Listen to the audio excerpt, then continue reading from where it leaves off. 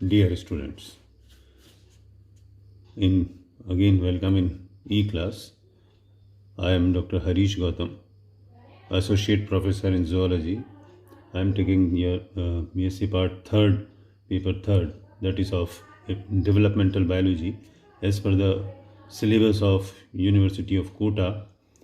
So this portion हम जो पढ़ रहे थे अभी तक, उसके अंदर जो हमने गैस्ट्रुलेशन जो देख रहे थे उसके अंदर हमने बात करी थी कि एम्बोली के अंदर जो हमने पहले बात करी वो सबसे पहले इन्वेजिनेशन, वापस से बस एक बार जस्ट रिपीट कर रहा हूँ मैं, इन्वेजिनेशन, इन्वॉल्यूशन, डीलैमिनेशन, यहाँ जस्ट लिख रहा हूँ मैं, दैट इज़ एम्बोली के अंदर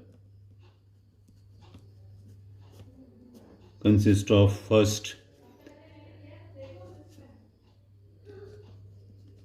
इन्वेजिनेशन,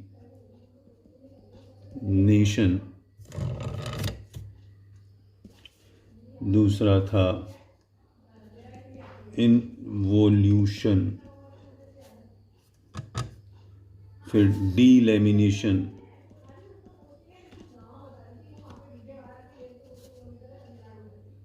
चौथा इनफिल्ट्रेशन,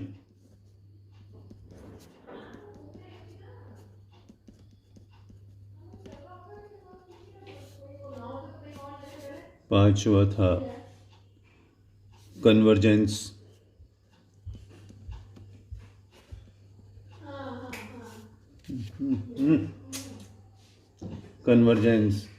फिर डाइवर्जेंस,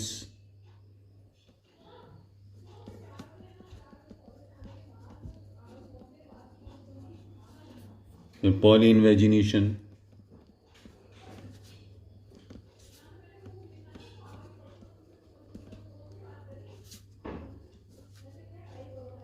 आठवां सेल प्रोलिफरेशन,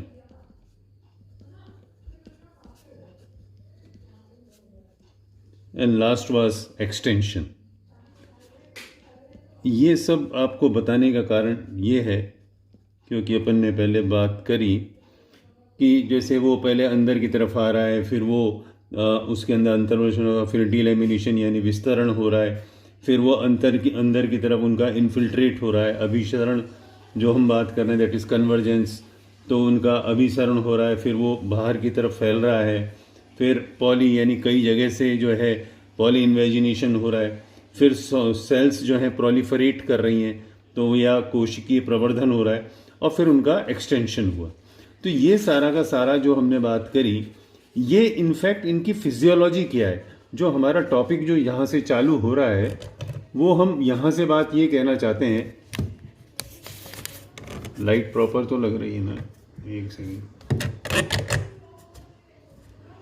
कि ये जितना भी जो हम बात कर रहे हैं ये इनकी फिजियोलॉजी क्या है, फिजियोलॉजी ऑफ गैस्ट्रुलेशन। तो ये हमें जैसे हमें समझ में आ जाए कि इसकी फिजियोलॉजी क्या है या कार्य की जो है, फिजियोलॉजी मीन्स कार्य की, तो इसके अंदर जो एम्ब्रियो का डेवलपमेंट है ये सबसे ज़्यादा एक्टिव स्टेट है। इस एक्टिव स्टेट के अंदर जितने भी ब्लास्टोमियर्स हैं या उनके जो पार्ट हैं उनके अंदर फिजियोलॉजिकल यानी मॉर्फोलॉजिकल जो है उसके अंदर एक तो फिजियोलॉजी, एक मॉर्फोलॉजी। तो मॉर्फोलॉजी यानी जो आकार के रूप में जो उसके अंदर जो भी, यदि इनिशियली वो इस तरीके से है और वो कुछ इस तरीके से हो जाए, तो ये जो इसके अंदर ये जो चेंज है ये इसकी मॉर्फोलॉजी के अंदर चेंज हो रहा है, और फिजियोलॉजी जो इसके विद इन अंदर जो कुछ भी डिफरेंसेस हो रहे हैं वो उसके अंदर उसकी फिजियोलॉजी कहलाएंगी। तो यहाँ पे पहले आपको ये बहुत अच्छे से समझ में आ जाना चाहिए कि फिजियोलॉजी और मॉर्फोलॉजी में अंतर क्या है। फिजियोलॉजी मैंने बात बताया कि जो भी कोई सेल की हम यदि बात करें, ये मैं एक रफ पेपर पे करके बताता हूँ कि जैसे कि यदि ये हमने जैसे बात करी कि गैस्ट्रुला पूरा इस तरीके से है, उसके अंदर जो भी सेल्स के अंदर जो भी चेंजेस हो रहे हैं, ये यहाँ से लंबी उसके अंदर हो गई या कुछ इस तरीके से हो गई, इसके बाद यदि इसके अंदर कुछ इस तरीके से जैसे हम उसके अंदर चिक एम्ब्रियो के अंदर बात करते हैं तो यहाँ पर इस तरह के, और ये फिर हैंसन्स नोड बनती है यहाँ पर, और उसके अंदर फिर सोमाइट्स बनने लगते हैं। तो ये जो इस तरीके से जो इसका आकार जो बदला है, ये तो कहलाएगा इसका मॉर्फोलॉजी, यानी मॉर्फोलॉजिकल चेंजेस। और ये जो इसके अंदर विदिन जो इसके अंदर जो चेंजेस हो रहे हैं वो फिजियोलॉजिकल हैं। तो फिजियोलॉजिकल एंड मॉर्फोलॉजिकल चेंजेस, तो जो मॉर्फोलॉजिकल चेंजेस के लिए ऑफ कोर्स ये बात समझ में आती है कि उसके अंदर फिजियोलॉजिकल कुछ चेंजेस होंगे, जभी तो उसकी मॉर्फोलॉजी बदलेगी। तो यहाँ पर जो हम बात कर रहे हैं कि जो मॉर्फोलॉजिकल जो भी चेंजेस हुए वो सारे के सारे changes depends on the physiology, जो उसके अंदर जो उसकी कार्यकी में जो भी चेंजेस होंगे। तो हम एक जनरल बात आती है कि ये सारे के सारे जितने भी हैं ये इनके अंदर, क्योंकि हो सकता है कि इसके अंदर जो भी जेनेटिक कुछ भी चेंज हो, या उसके अंदर सेल प्रॉपर्टीज़ के अंदर कोई भी चेंज हो, या मतलब जो भी मेटाबॉलिज्म कुछ भी बदले उसका। तो जो भी हम बात कर रहे हैं, जो मेटाबॉलिज्म का जो हमने जो बात करी है कैटाबॉलिज्म एंड एनाबॉलिज्म, तो फर्स्ट जो है इसका है दैट इज कैटाबॉलिज्म। कैटाबॉलिज्म को हम फर्दर जो हम बात कर रहे हैं उसको, यानी इसके अंदर जो भी जो एनर्जी है वो एटीपी का उसके अंदर यूज होगा, क्योंकि किसी को भी ब्रेक डाउन करने के लिए रिक्वायर्ड होता है एटीपी एनर्जी।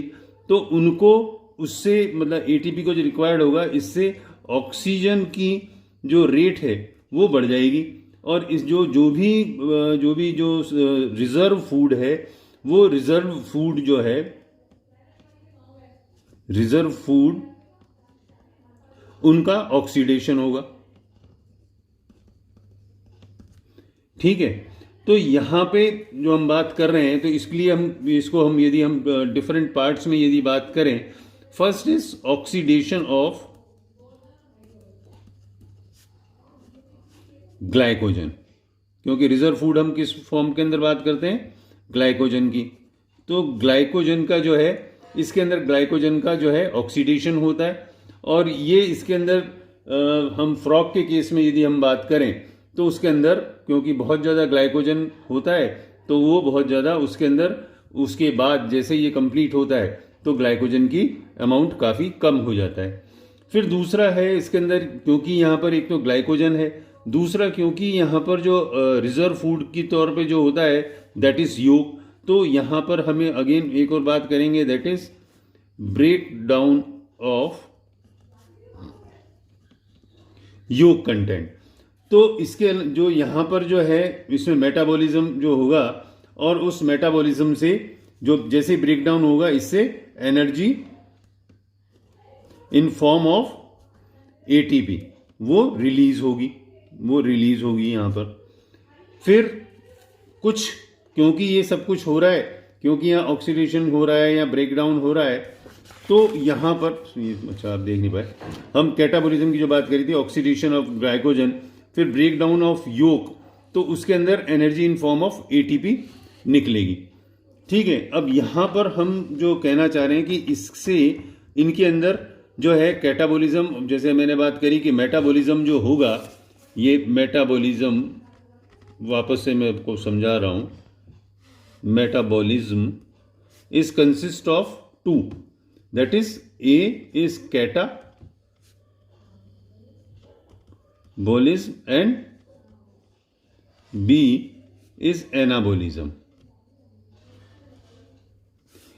कैटा मतलब ब्रेकडाउन, एनाबॉलिज्म मीन्स सिंथेसिस। तो हमने बात करी पहले कैटाबॉलिज्म की बात करी, अब हम दूसरी जो बात कर रहे हैं दैट इज एनाबॉलिज्म। तो एनाबॉलिज्म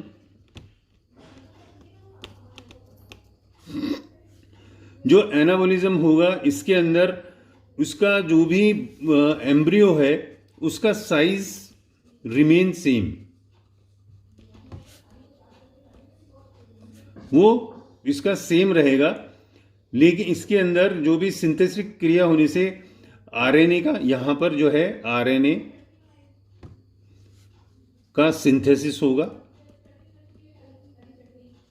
और डीएनए का रेप्लिकेशन होगा।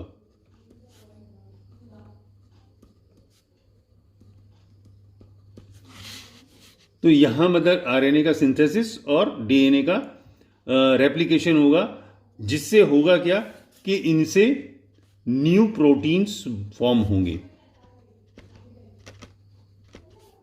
प्रोटीन्स फॉर्म होंगे।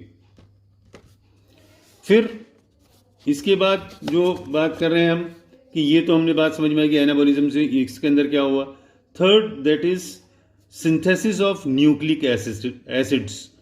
तो that is synthesis of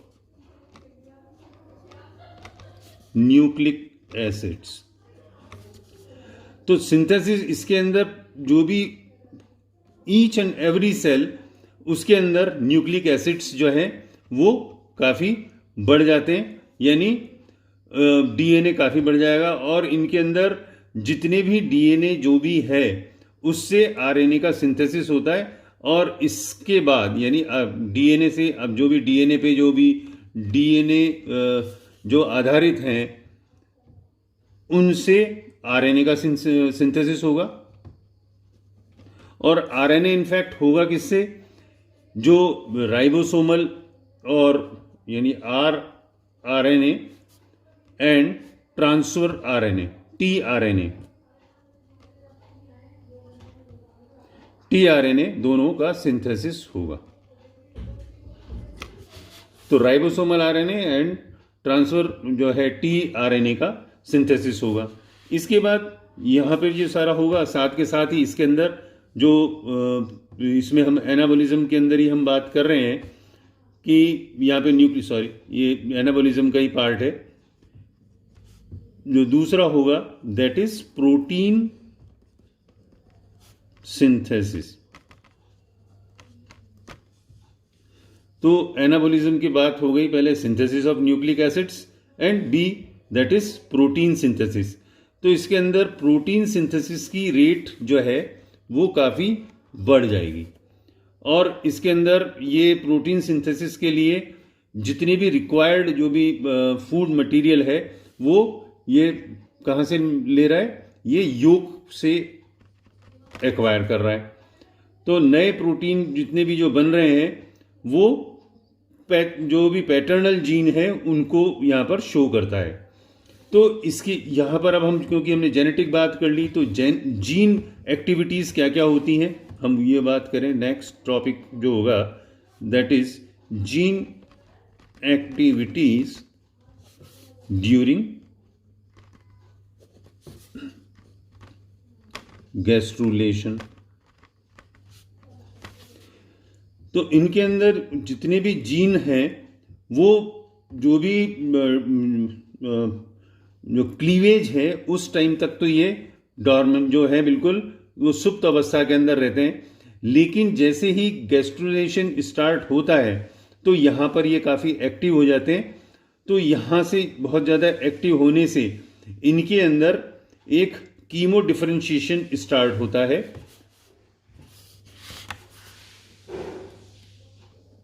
chemo differentiation.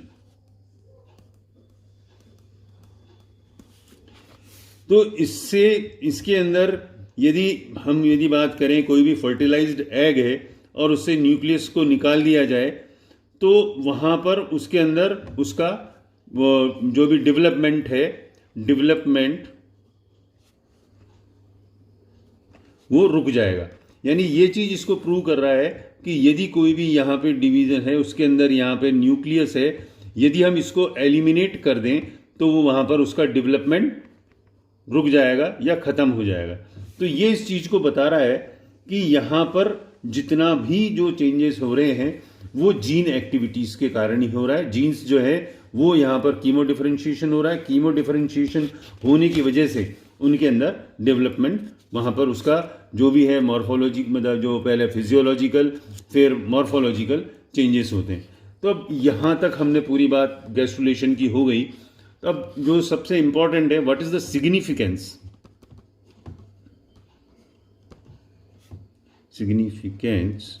Of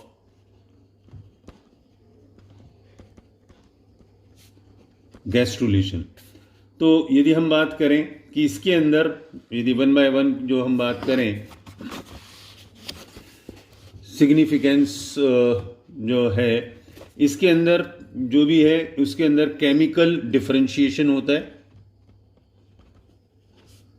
chemical differentiation.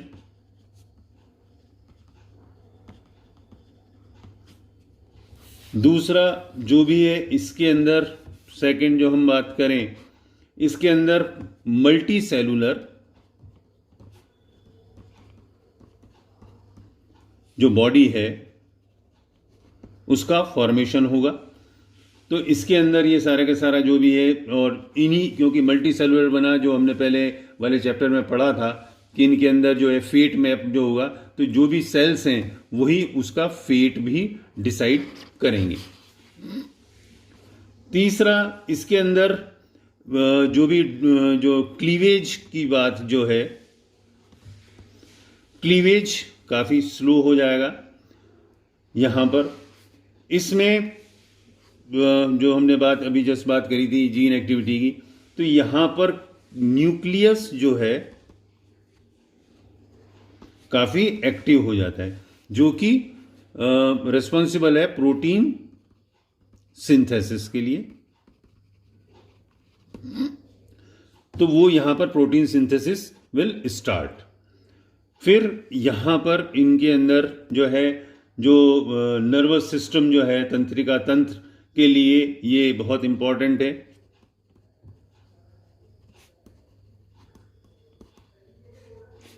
तो यहाँ पर ये जो है सारा का सारा जो एक्सोगैस्ट्रुला जो निर्माण जो बनेगा उसमें मीजोडर्म एंडोडर्म वो वहाँ पे सारा का सारा इन्हीं से ही इनके अंदर इंडक्शन होगा और वो नर्वस सिस्टम को बनाएगा।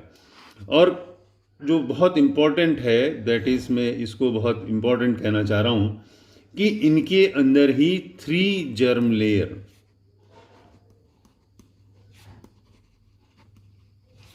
का फॉर्मेशन होगा और यही इसी से जो एलिमेंट्री कैनाल मतलब जो हम बोले बात करें कि जो गट फॉर्मेशन जो हुआ गट फॉर्मेशन वही एलिमेंट्री कैनाल जिसके अंदर fore gut mid gut and hind gut वो बनाएगा। तो ये सारा का सारा जो हमने बात करी तो ये these are the significance of gastrulation.